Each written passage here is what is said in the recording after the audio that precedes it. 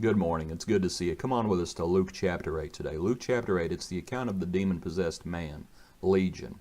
In the account, of course, all those demons go into the swine. The swine run down into the sea, and they drown themselves.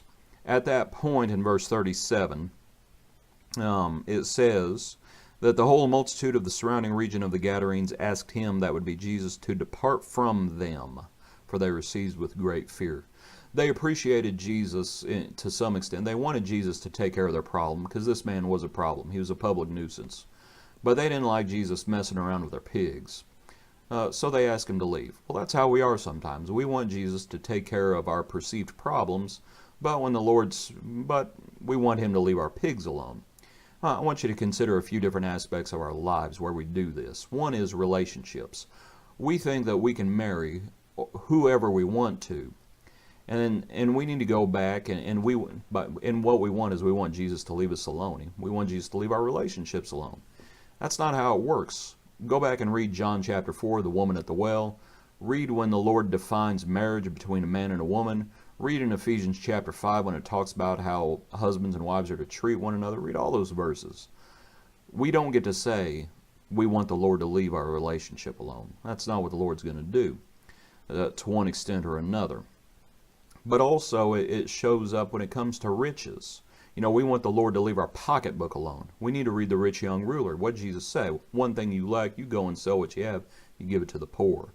The Lord said way too much about money for us to say, leave our riches alone. It's not how it's going to work. But also we want the Lord to leave us alone when it comes to doctrine. We want to believe whatever we want to believe.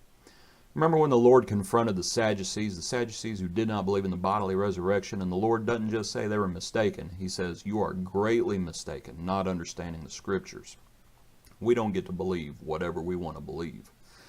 Also, we want to do whatever we want to do in church, if you will. We need to remember that the Lord cleansed the temple. He didn't just do it once, He did it twice, setting the stage for what the house of God was going to be. All of it goes to the fact that Jesus has all authority, and we have to respect that. Now, how it usually works is that it's not Jesus per se.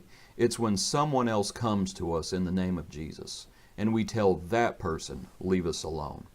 I want to close with Luke 10 at verse 16. When the Lord sends the 70 out, not the 12, but the 70, He says, he who hears you hears me, he who rejects you rejects me, and he who rejects me rejects him who sent me. And the reason for all of that is because it's the truth. If we reject the truth, whoever the messenger is, what we are saying is we want Jesus to leave us alone. And please remember, when those folks in the Gadarenes, when they asked Jesus to leave, Jesus left.